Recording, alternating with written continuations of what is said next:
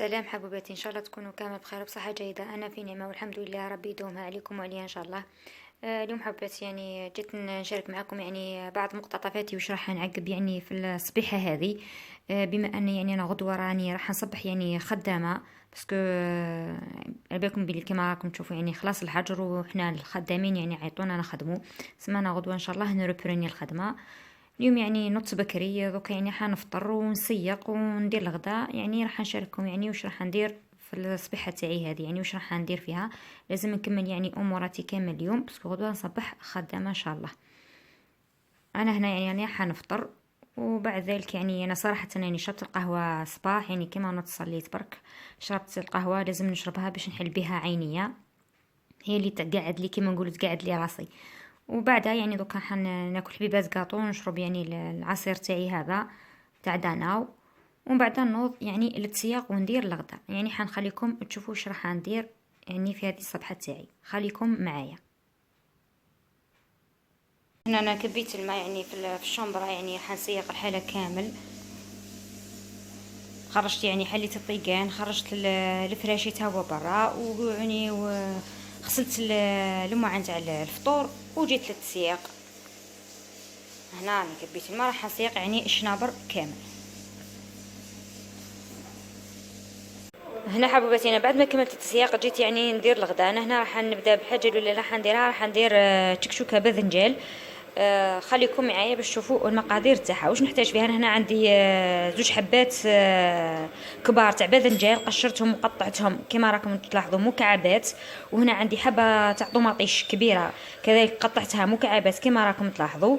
ونحتاج نحتاج ثوم، ونحتاج ملح، ونحتاج فلفل احمر، ونحتاج زيت، ونحتاج طماطم مصبره. انا دوك الباذنجان تاعي نديرو يفور ونكملو مع بعض. عليكم انا درت الباذنجان تاعي في الكسكاس باش نحطو يفور. انا بعد ما درت الباذنجان تاعي فور جبت مقله درت فيها زيت، وهنا راح نضيف لها نحط الطماطم تاعي والثوم. انا فرغت الطماطم تاعي كما راكم تلاحظوا في المقله اللي فيها الزيت والثوم، ونخلي الطماطم تاعي والثوم يتقليو مليح في الزيت هذا كما قلت لكم. يعني في هذه الاثناء راه الباذنجان تاعي راه يفور. انا دوك نقلي الطماطيش مليح جيدا مع الثوم في الزيت هذا، ونضيف التوابل، ونضيف طماطم مصبره. بعد ما قليت الطماطم والثوم تاعي مع الزيت، هنا ضفت التوابل، ضفت ملح، ضفت فلفل اسود، ضفت فلفل احمر، ضفت كزبر، ضفت كمون، وضفت طماطم مصبره. والثوم يعني كنت درتو مع الطماطم من قبل. نخلط كل شيء مع بعض.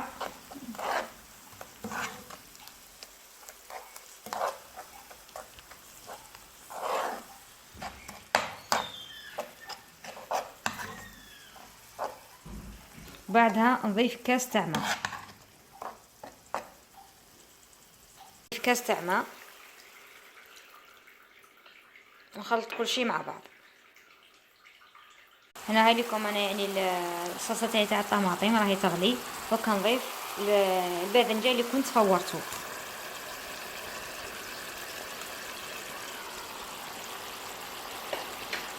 ونخلط كل شيء مع بعض ونخليه يتشرب لي هذيك الصلصه تاع الطماطم.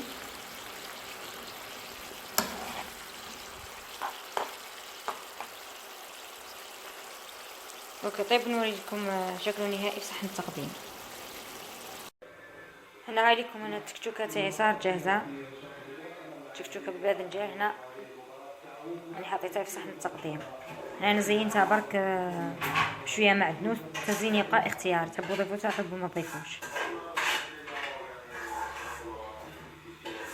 هنا انا الغدا تاعي صار جاهز، هاي لكم الشكشوكه تاع الباذنجان صارت جاهزه. هاي لكم هنا درت عصير تاع الفراوله، يعني كنت شاركته معكم قبل نحط لكم في صندوق الوصف. وهنا درت يعني سوب تاع خضره. هاي لكم نبقى لي غير نقول لكم صحه غداكم. هنا حبوباتي، انا بعد ما كملت يعني حضرت الغداء وتغدينا كما شفتوني، غسلت الماعن، جيت يعني دوكا راح نتهلا في روحي. بما اننا نغدو صباح نصبح خدامه، يعني اول حاجه حنديرها دوك راح ندير حمام زيتي للشعر نتاعي. انا حندير هذا الزيت ب7 زيوت راح نطبقه على الشعر نتاعي. هاوليكم، نتمنى الصورة تكون واضحه. هاوليكم فيه 7 زيوت: زيت جوز الهند، وفي زيت الارغان، زيت الخروع، زيت الصبار، زبدة الشيا، وفيه التين الشوكي والحلزون. هاوليكم، نتمنى الصورة تكون واضحه. صدقوني هذا الزيت رائع، يعني نستعمل فيه للشعر نتاعي. يعني لا لقيتوه ما تراطيوش، غير شريوه ما تندموش. انا يعني هذه هي العلبه الثانيه.